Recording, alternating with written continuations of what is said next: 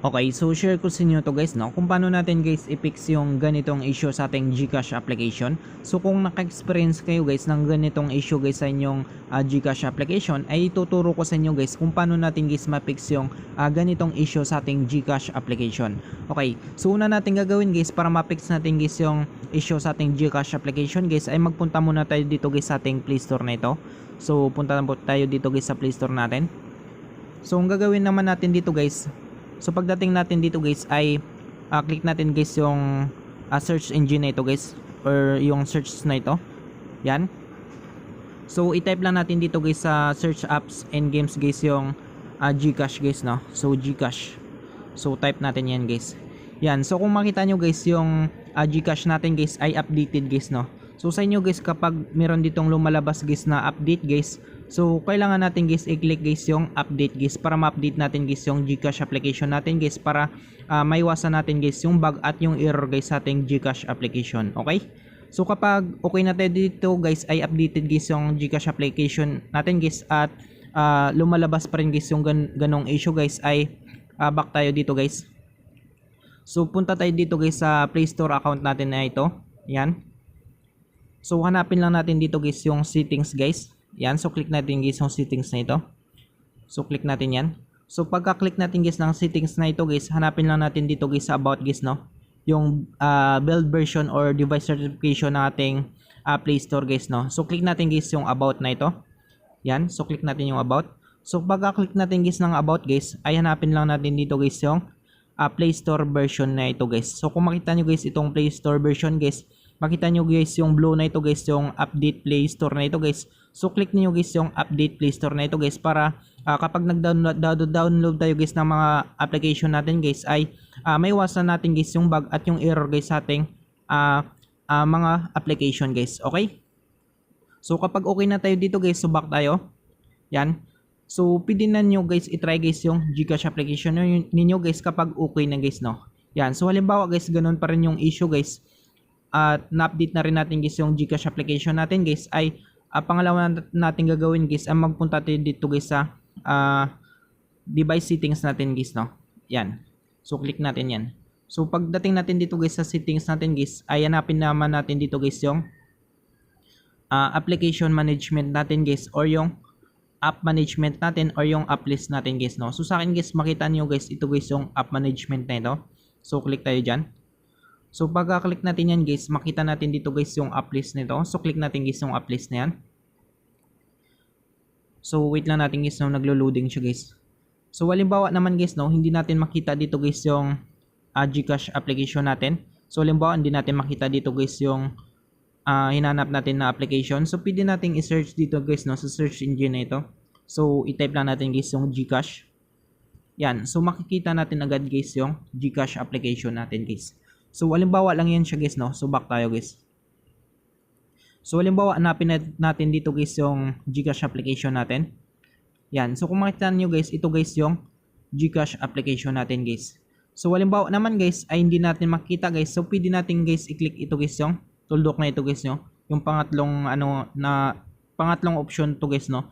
So click lang natin guys yung show system na ito guys kapag hindi talaga natin makikita guys, no. So sa atin guys nakikita natin guys. So hindi na natin guys i-click guys yung show system na ito guys, no. So ngayon guys, balik tayo sa topic natin guys, no. So pangalawang way guys para ma-fix natin guys yung issue ng ating GCash application guys, ay i-click natin ito guys yung GCash application natin na ito guys. So kung makita nyo guys, pagka-click natin guys, nandito na tayo guys sa application information or yung app info guys, no. So yun nga guys, no, dahil nagkaroon guys ng issue guys yung GCash application natin guys. So subukan natin ito guys yung pangalawang way na ito guys, no. So para ma-fix natin guys, click natin guys yung first step na ito guys, no. Yan. So kung makita nyo guys, first step this app. So bakit natin guys i-click guys yung first step guys? So kailangan natin guys i-click guys yung first step this app guys, para kapag nag-clear tayo guys ng storage natin guys, ay hindi magra-running guys yung storage usage ng isang application guys. So ngayon guys, click natin guys yung first step na ito. Yan. So pagka-click natin guys ng first step guys, ay isunod naman natin ito guys, gagawin guys yung storage usage na ito guys, no. So click natin guys yung storage usage. Tapos click natin guys yung clear data na ito. Yan, so click natin yung clear data na yan. Tapos click natin guys yung okay. So kapag na-clear data na natin guys, at na-force stop na rin natin guys yung application guys, so back na tayo guys, no? So pwede na ninyo guys i-check guys yung GCash application nyo guys kapag wala na siyang issue guys, no? Yung GCash application natin guys.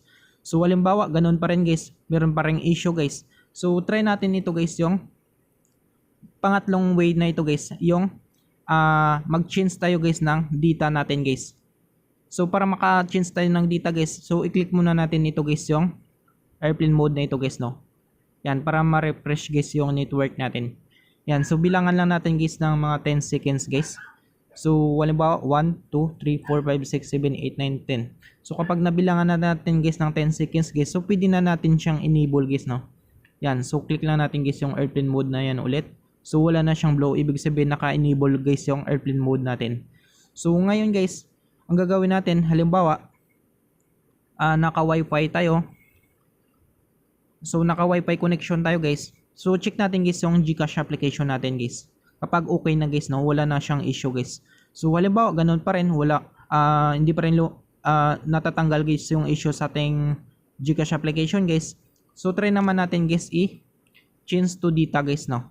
So airplane mode natin ulit guys para ma-refresh guys yung data natin. Yan. So mawala guys yung wifi natin guys, no. Kasi naka-airplane mode tayo. So ganun pa rin guys, no, bilangan pa rin natin guys ng 10 seconds. Yan, so halimbawa naka 10 seconds na tayo, so enable natin. So ipagpalit naman natin guys yung mobile data natin guys. Yan, so pagka-click natin guys ng mobile data natin guys, ay pwede na natin guys i-check guys yung GCash application natin guys kapag okay na siya guys, no. So ganun lang yung gagawin nyo guys, no. So ipagpalit-palitan lang nyo guys yung wifi ninyo at yung mobile data nyo guys hanggang sa maging okay guys yung GCash application natin guys. So yung sa akin kasi guys ay okay na yung guys yung GCash application ko. Kanina kasi guys naka-experience din ako guys ng mga issue, hindi ako makalagin sa GCash application ko dahil sa mga lumalabas na bug at error sa aking GCash application. Pero ngayon guys ay okay na ulit guys yung aking GCash application. So hindi ko na mapapakita sa inyo guys, no, yung GCash application ko guys dahil sa naka-screen recording tayo guys, dahil sa security ng GCash application guys. So bawal na guys buksan ng GCash application natin guys kapag naka-screen recording tayo guys. Okay? So sa inyo guys, para maging okay guys yung inyong GCash application, ay sundan lang nyo guys yung ating video tutorial na ito kung paano natin guys ma-fix guys yung ganitong issue guys sa ating GCash application. Okay? So I hope guys na makatulong sa inyo itong video tutorial natin. Sa mga bago pa lang sa ating YouTube channel, huwag natin kalimutan guys i-click guys yung subscribe at yung notification bell button para ma-update ko kayo guys sa susunod nating video tutorial. Thank you guys and God bless sa lahat.